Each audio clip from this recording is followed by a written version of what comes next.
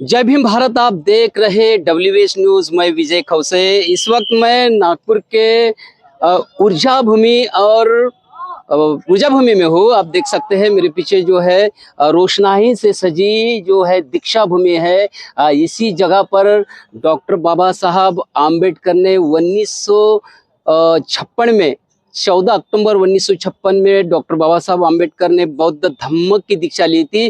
करीबन 5 लाख अनुयायियों के साथ में यहाँ पर बौद्ध धम्म की दीक्षा ली थी। तब से 1956 से लेके आज तक यानी 67 साल हुए हैं जो यहाँ पर बहुत बड़े पैमाने पे जो है बौद्ध धम्म का जो है प्रवर्तन दिन जो मनाया जाता है। इस साल जो है 24 अक्टूबर को नागपुर के दीक्षा भूमि पे बहुत बड़ा सम्मेलन यहाँ पर जो होने वाला है 24 अक्टूबर को होने वाला है। इसीलिए जो है मैं आपको बताऊंगा जो पूरी दीक्षा भूमि जो है रोशनाई से सजी है और यहाँ पर जो है अभी से जो लोगों का तांता लगा है, आना जाना चालू हुआ है। पूरे देश विदेश से लोग यहाँ पर आते हैं और खास करके डॉक्टर बाबा साहब अम्बेडकर के जो विचार है, विचारों को लेकर अपने गांव जाते हैं। यहाँ की जो ऊर्जा है बाबा साहब अम्बेडकर के विचारों की ऊर्जा लेकर जाते हैं। तमाम देश विदेश से लोग आते हैं। मैं यहाँ पर जो कुछ भंते जी आए हैं, बिहार से लोग आए हैं। अभी से आना जाना लोगों का चालू हुआ है और 24 अक्टूबर को यहाँ पर 25 से 30 लाख लोग यहाँ पर आएंगे और तमाम लोग जो है बौद्ध धम्म की दीक्षा भी लेंगे। इस साल भी बौद्ध धम्म की दीक्षा लेंगे। हर साल हजारों की तादाद में बौद्ध धम्म की दीक्षा लेंगे। भंते जी, आप कहाँ से आए हो? हम बिहार से आए हैं। कितने भंती जी आप बिहार से आए? कब निकले बिहार? करीब 20 भंते आ चुके हैं और आ रहे हैं। आज आते आते 100 हो जाएंगे। अच्छा अच्छा अच्छा। या बिहार से आए हैं तो कुछ परेशानी वगैरह आपको हुई? कोई परेशानी नहीं है। क्या हर साल आते आप? हम 2005 से अब तक प्रति साल आते हैं। अच्छा अच्छा जी। क्या उद्देश्य से यहाँ पर आते हो आप? यहाँ का रमणीय स्थान बाबा साहब की दीक्षा भूमि को देखने की इच्छा करती है, इसलिए मैं यहाँ आया करता हूँ। क्या संदेश लेके जाते हैं अपने बिहार में? यहाँ से धम्म दीक्षा देने जो दिया जाता है उसका संदेश लेकर जाते हैं। यहाँ के सुंदर रमणीय वातावरण का संदेश लेकर जाते हैं। यहाँ के लोग जो धम्म को मानते हैं, भगवान बुद्ध के धम्म को मानते हैं, बाबा साहब अम्बेडकर को मानते हैं, ये सब लेकर जाता हूँ। और बिहार में इसे बाबा साहब ने कहा था कि भारत को बौद्धमय करने का है। क्या बाबा साहब अम्बेडकर का सपना पूरा हुआ है? अभी पूरा नहीं हुआ है, लेकिन आशा है कि हो जाएगा। आशा है हो जाएगा। आशा है हो जाएगा। बिहार का भी जो महाबौद्ध विहार है, वहाँ का जो बौद्ध गया का, वो भी बौद्ध के ताबे में नहीं है। इसके लिए भी जो लड़ाई जो है जारी है कि बौद्ध के अपने ताबे में आने चाहिए। इसके लिए आप क्या बताएंगे? आप बिहार से खास करके हो तो। हम लोग इसके लिए प्रदर्शन करते हैं, लेकिन अभी सरकार सुन नहीं रही है। देखिए कब तक सुनती है। हम लोग धम्म वाले हैं, हम लोग विचार से ही लेंगे। लड़ाई शांति की होगी, बिल्कुल अशांति की लड़ाई नहीं करते हैं। इसलिए शांति वालों को तो लेने में थोड़ा देर पड़ेगा। बिल्कुल बिल्कुल। तो इसीलिए हम लोग शांति के ही युद्ध में पड़े हुए हैं, अशांति के युद्ध में कभी नहीं जाएंगे। बहुत साल से वो भी लड़ाई चल रही है, बावजूद अभी तक के वो न्याय नहीं मिल रहा है, उसकी मुक्ति नहीं मिली है। इसके लिए भंते जी जो है वो लड़ाई, आप भी बोल रहे शांति से लड़ेंगे। तो क्या आपको आशा है कि जो बिहार है बौद्ध के ताबे में आएगा? आशा नहीं, विश्वास है कि आएगा। एक दिन आएगा ही। जब हमारे धम्म के लोग जगेंगे तो एक निश्चित ही आएगा। निश्चित रूप से धम्म के लोग अगर जागेंगे तो जो बिहार का जो महाबोधि विहार है वो भी बौद्ध के ताबे में आएगा, ऐसी जो है आशा यहाँ के जो भंती जी। आपका नाम क्या बताया नहीं आप भंती जी? आपने भंते धम्म ज्योति। भंते धम्म ज्योति ने कहा है। मैं आपको और भी बताऊंगा जो दीक्षा भूमि में जो रोशनाई लगी है। दीक्षा भूमि 24 अक्टूबर को धम्म चक्र प्रवर्तन दिन, 67वां धम्म चक्र प्रवर्तन दिन बहुत बड़े उत्साह के साथ, धूमधाम के साथ में यहाँ पे मनाया जाएगा। यहाँ पर मैं खास करके आपको बताऊंगा जो 24 अक्टूबर को मतलब 23 अक्टूबर से लेकर 24 अक्टूबर को यहाँ पर तमाम जो यहाँ पर लोग आएंगे उनको बौद्ध धम्म की दीक्षा देंगे। कहाँ पर बौद्ध धम्म की दीक्षा दी जाएंगी वहां पर मैं आपको ले चलता हूँ। आप जो ये मंच देख रहे हैं महिला धम्म परिषद का जो मंच है, कमलाताई गवई इस कार्यक्रम को उपस्थित रहेंगी। वर्षाताई गायकवाड़ भी यहाँ पर रहेंगी, पूर्व मंत्री रह चुकी है वर्षाताई। और जो आप देख सकते हैं बाबा साहब आम्बेडकर जी का यहाँ पर बड़ा एक कटआउट लगा है और बसा भव्य ऐसा एक मंच है यहाँ पर। इस मंच पे दोनों 3 दिन विविध कार्यक्रम का आयोजन किया जाएगा और खास करके मैं बताऊंगा बौद्ध धम्म की जो दीक्षा है इसी मंच से दी जाएंगी। वहाँ जो हमारे भंत आर्य नागार्जुन सुरेश ससा है उनके हाथ से यहाँ पर बौद्ध धम्म की दीक्षा दी जाएंगी। आप देख सकते हैं जो मंच है बहुत बड़ा, ये जो पंडाल यहाँ पर डाला गया है, यहाँ पर पूरी व्यवस्था रहेंगी। पूरे लोग जो आएंगे जो दीक्षा लेंगे उनके लिए पूरी बैठने की व्यवस्था है। ये पंडाल जो आप देख रहे हैं, ये जो पंडाल जो है वाटर प्रूफ पंडाल जो बनाया गया है, क्योंकि बारिश का भी मौसम रहता है, बारिश आने की संभावना रहती है, इसके कारण जो उसके ऊपर भी ध्यान दिया जा रहा है। मगर यहाँ पर जो है इसी जगह पे हर साल इसी जगह पर हजारों की तादाद में लोग बौद्ध धम्म को स्वीकार करते हैं और यहीं से जो है बौद्ध धम्म का जो प्रचार है, बौद्ध धम्म के विचार जो है यहीं से लोग अपने गांव में ले चलते हैं। मैं और आगे लेके चलूंगा, आपको बताऊंगा तैयारी क्या चल रही है। इस पंडाल में जो है बौद्ध धम्म दीक्षा विधि प्रमाण पत्र जो है जारी किया जाएगा। यहीं पर तमाम जो लोग जो है यहाँ पर आएंगे और बौद्ध धम्म दीक्षा विधि जो प्रमाण पत्र है वो यहाँ पर दिया जाएगा। जो भी बौद्ध धम्म की दीक्षा लेंगे उन सभी लोगों को जो है बौद्ध धम्म दीक्षा विधि प्रमाण पत्र जारी करेंगे। मैं थोड़ा इधर भी आपको आप देख सकते हैं पंडाल की यहाँ पे दीक्षा भूमि में जो वाटर प्रूफ पंडाल जो है वो लगाए जा रहे हैं और तमाम जो लोग हैं यहाँ पर, ये जो मैदान आप सामने जो देख रहे हैं यहाँ पर जो है किताबें जो है बौद्ध धम्म का साहित्य जो है यहाँ से वितरित किया जाता है। मैं और आपको आगे ले चलूंगा। यहाँ पर जो कुछ महिलाएं भी आई है उनसे भी थोड़ा हम बात करेंगे। दीक्षा भूमि पर आए कुछ महिलाएं से भी हम जानना चाहेंगे। ताई क्या बताएंगे, आप यहाँ पर आए हैं और दीक्षा भूमि में आप देख सकते हैं बड़ी रोशनाई भी लगी है और 24 अक्टूबर को यहाँ पर धम्म चक्र प्रवर्तन दिन समारोह होगा, क्या बताओगे आप? हमारा कल प्रोग्राम है, महिला धम्म प्रबोधन शिविर है, उनके लिए हम आए हैं। बाहर से इन्हें मेहमान आने वाले हैं, इन्हें वक्त आने वाले हैं और उनके लिए कल के लिए ये सब तैयारी शुरू है। इसलिए हमारी जो महिला है यहाँ पे आए हैं। ये जो 67वां धम्म चक्र परिवर्तन नागपुर शहर में है, वहाँ की तैयारी बहुत अच्छे से चल रही है। डॉक्टर बाबा साहब आम्बेडकर ने यहाँ पे 14 अक्टूबर 1956 में धम्म दीक्षा का सोहरा किया था। इन्हें ऐतिहासिक क्रांति हुई थी। अभी भी ये इन्हें लोगों को लगता है कि डॉक्टर बाबा साहब आम्बेडकर ने हिंदू धर्म छोड़ के जो 22 प्रतिज्ञा दे के बुद्ध धम्म अपनाया है, अपनाने के बाद में जो परिवर्तन अब तक आना चाहिए लोगों के विचारों में, अब तक आया नहीं, ये मेरा कहना है। कौन जिम्मेदार है इसके लिए जो अभी तक के बौद्ध धम्म के इसमें परिवर्तन नहीं आया है? इसीलिए जो बुद्ध धम्म के जो लोग हैं, जो बुद्ध को मानते हैं, वो थोड़ा इन्हें कहने का मतलब ये है कि वो अनुसरण इन्हें आचरण में नहीं लाना चाहते हैं। बौद्ध धम्म का प्रचार प्रसार में हम कम गिरे हैं, कैसे कि जैसे कि दूसरे जाति में अपना बुद्ध का प्रचार होना चाहिए उस तरीके से अपन लोगों ने प्रचार नहीं किया, ऐसा कहना आपका? जब तथागत गौतम बुद्ध थे, धम्म का प्रचार प्रसार वो जो भिक्षु संघ था बहुत अच्छे से करते थे। इन्हें पूरे भारत देश में जब इन्हें धम्म लुप्त हो गया तब सम्राट अशोक ने वो धम्म पुनर्जीवित किया। उसके बाद में डॉक्टर बाबा साहेब आम्बेडकर ने नागपुर में धम्म क्रांति करके उन्होंने भी पुनर्जीवित किया।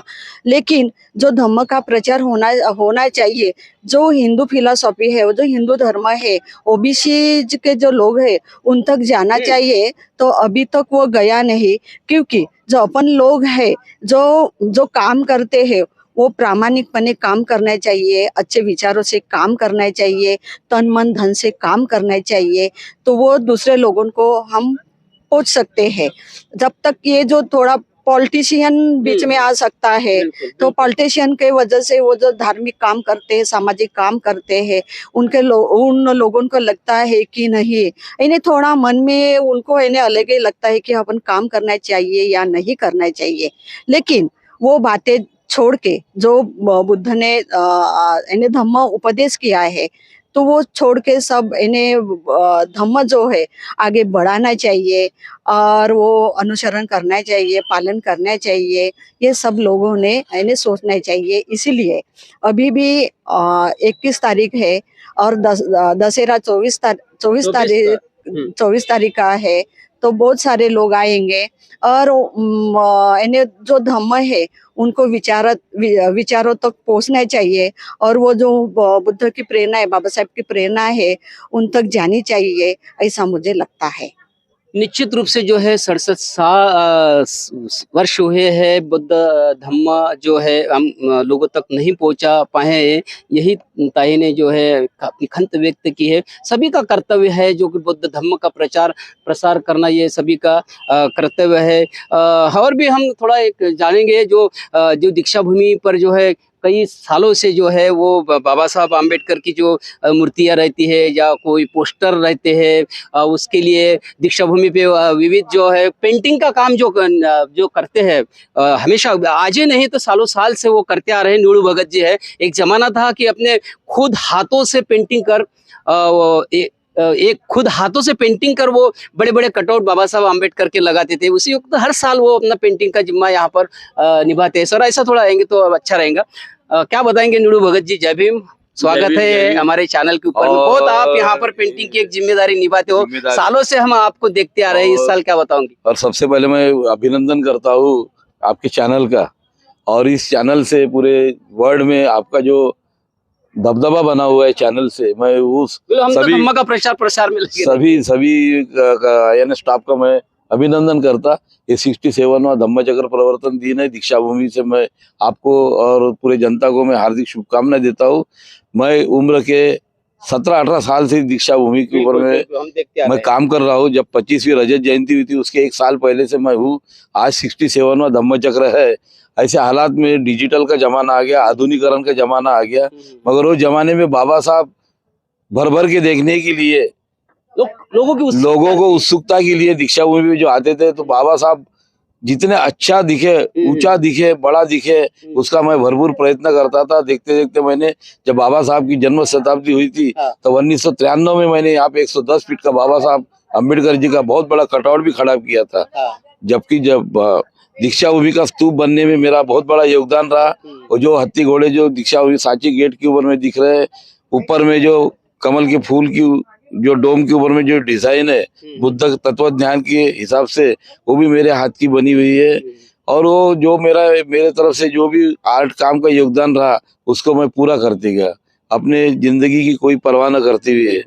और वो बारिश रहे, तूफान रहे, ये रहे, बाबा साहब के नामांतर के लड़ाई में मैं कवाड़े सर के साथ में भी लॉन्ग मार्च में चला। ये सारी चीजें होते होते मैं आज इस मुकाम पे आया हूँ। जो आज मुझे संधि मिली उम्र के हिसाब से, उसको मैं पूरा कर रहा हूँ। और सभी भाई बहनों को मैं शुभकामनाएं। ये बताइए, आप ये जो इस तैयारी के लिए आप कितने दिनों से लग जाते हो? वैसे देखा जाए तो दीक्षा भूमि के ऊपर में बाबा साहब अम्बेडकर जयंती, बुद्ध जयंती, उसके बाद में 6 दिसंबर और उसके बाद में धम्म चक्र प्रवर्तन दिन का ये जो उत्सव होता है, तो ये चलते ही रहता है। फिर भी ये धम्म चक्र की जो नवी धम्म चक्र के कार्यक्रम के लिए हमको जो मेहनत करनी पड़ती है वो 2 महीने पहले से चालू हो जाती है। उसकी रूपरेखा, उसकी डिजाइन कैसी रहेगी, क्या रहेगी, यानी ये सारा खेल हमको 2 महीने पहले से चॉकआउट करना पड़ता है। हजारों झंडे पंचशील के यहाँ पे फड़कते रहते हैं, बड़े बड़े ध्वज यहाँ पे पंचशील के लगते रहते हैं। शायद इंडिया में कहीं नहीं लगते होगी इतने ध्वज। यही है हमारी जेरूसलम, मक्का, मदीना, जो बाबा साहब ने भीम बाग बना दी है हमारे लिए। बहुत बड़ा यानी शब्द नहीं उसके लिए। मैं आपको बताना चाहूंगा, ये जो है आर्टिस्ट है, ये कलाकार है नीरू भगत जी, कई सालों से यहाँ पर दीक्षा भूमि पे जो है वो एक पेंटिंग के रूप में अपना योगदान देते हैं और हर चीज के ऊपर में ध्यान रखते हैं कि कहाँ पर कौन सी पेंटिंग रखना चाहिए। ये चाहे बोधि वृक्ष के पास जो बोर्ड लगा हो, दीक्षा भूमि पे अभी डिजिटल का जमाना है, उसके बावजूद भी पेंटिंग। बोलिए सर। अभी जो आप देख रहे हैं सामने बताया, अभी जो मेरे हाथ की एक जो हैंड पेंटिंग है, अभी वो भी हमने बताई, महिला धम्म परिषद में लगी हुई है ऊपर में। ये जो पेंटिंग और लगी है, हाँ, ये पिछले साल में 2-3 साल पहले जब भारत के माननीय पंतप्रधान नरेंद्र मोदी जी स्तूप में आए थे दर्शन करने, हाँ, ये अस्थि जो कलश का, पेंटिंग है। जब ये पेंटिंग स्तूप के ऊपर में रखी थी हाँ, मेडिटेशन हॉल के अंदर में, उन्होंने इसी पेंटिंग को नमन किया था। बिल्कुल। जो ये पेंटिंग आज माननीय के.आर. नारायण जी जिस स्टेज से उद्घाटन किया दीक्षा भूमि का, ये जो डॉक्टर बाबा साहब अम्बेडकर की पेंटिंग दिख रही है, ऐतिहासिक पेंटिंग आपके हाथ की है। हाँ मेरे हाथ की है और उसको मैं बहुत हिफाजत से रखता हूँ। बिल्कुल। और वो इस जगह पे जो लगी है, जिन्होंने बाबा साहब ने जो उस विद्यार्थी को भेजे थे और देश के फिर बाद में राष्ट्रपति बने, जिन्होंने दीक्षा भूमि का उद्घाटन किए, सम्माननीय के.आर. नारायण जी दिवंगत, जो उनके सम्मान में ये स्टेज बनता है। यहाँ पे महिला परिषद और भंती जी का कार्यक्रम होने जा रहा है। समारोह भी यहीं पे होता है, यहीं पे होता है दीक्षा समारोह, यही होता है। सामने का पत्र, उनको प्रमाण पत्र, बुद्ध दीक्षा प्रमाण पत्र का वाटप भी यही होता। सामने को दीक्षा यही दी जाती है। आप हर साल आप दीक्षा भूमि का आपको अनुभव है, इस साल में कितना जन समुदाय भीम सागर यहाँ पर शायद ऐसा लग रहा मुझे कि केरल तक से लेकर तो अमेरिका, लॉस एंजिल्स से लेकर शिकागो, न्यूयॉर्क तक के बाबा साहब के बड़े बड़े पुतले खड़े हो रहे। अब बाबा साहब को कोई नहीं रोक सकता। बिल्कुल। शायद यहाँ पे 10 से 15 लाख, 20 लाख के करीबन लोग आएंगे। ऐसे में 15-20 लाख से आप देख सकते हैं यहाँ पर जो समिति के जो हमारे जो दादा साहब गवई थे, और हमारे दादा साहब गवई और फुलझले साहब, इनका बहुत बड़ा योगदान रहा। आप देख सकते हैं तमाम ये जो स्मारक समिति के जो मेंबर है, गजगाटे साहब भी आए हैं, अगलावे सर यहाँ पर आए हैं, पूरा देख रेख का जायजा ले रहे हैं। गवई साहब आ रहे हैं, खास करके अमरावती से गवई साहब। दीक्षा भूमि परिसर का जायजा लेने राजेंद्र गवई साहब भी आए हैं और हम उनसे जानेंगे कि दीक्षा भूमि के बारे में। सर, आपका WH न्यूज में स्वागत है, आपने पूरा जायजा लिया है। क्या 24 अक्टूबर को जो समारोह होने वाला है उस पर खास करके कौन कौन गेस्ट आने वाले हैं? यहाँ पे हम जो पहली बार हमें संधि मिली है, मैं पहली बार सचिव बन गया हूँ, तो हमने निर्णय ले लिया, फिर गजगाटे साहब हो, आगलावे साहब, हमने निर्णय लिया कि यहाँ पे धम्म प्रवचन इंटरनेशनल लेवल पे, अंतरराष्ट्रीय लेवल पे ऐसे लोगों को बुलाया जाए। इसलिए हमने चीफ गेस्ट करके भदंत धम्म रत्न थेरो श्रीलंका से आ रहे, बहुत अच्छा धम्म प्रवचन करेंगे। 24 तारीख को जो मेन कार्यक्रम है, उस कार्यक्रम में वो धम्म प्रवचन करेंगे। फिर उसके बाद में थाईलैंड से अपहिनीता चैचना, बहुत ही उनका गाढ़ा अभ्यास है बौद्ध धम्म का, वो प्रवचन करेंगे। और वही 2 गेस्ट रहेंगे। और हमारे जो हमेशा के जो गेस्ट है, जो यहाँ के मेंबर ऑफ पार्लियामेंट है गडकरी साहब, और यहाँ के MLA और DSC में देवेंद्र भाऊ, वो रहेंगे। लेकिन मेन गेस्ट ये रहेंगे, धम्म प्रवचन के बारे में बताएंगे। और ये जो कार्यक्रम है भूतो न भविष्य, ऐसा ये कार्यक्रम होगा। जय भीम। धम्म सर, एक धम्म मंच से धम्म का संदेश जाएगा, मगर नागपुर शहर के अंदर में जो पॉलिटिशियन लोगों को आपने मंच पे बुलाया, उसका विरोध हुआ है। कुछ सामाजिक संगठनों ने पत्रकार परिषद लेके उनका विरोध भी किया है। उनका कहना एक ही है कि दीक्षा भूमि का जो मंच है, वहां पर केवल सिर्फ धम्म दीक्षा जो बौद्ध जो भिक्षु होते हैं उन्हीं को रखना चाहिए, न कि पॉलिटिशियन लोगों को।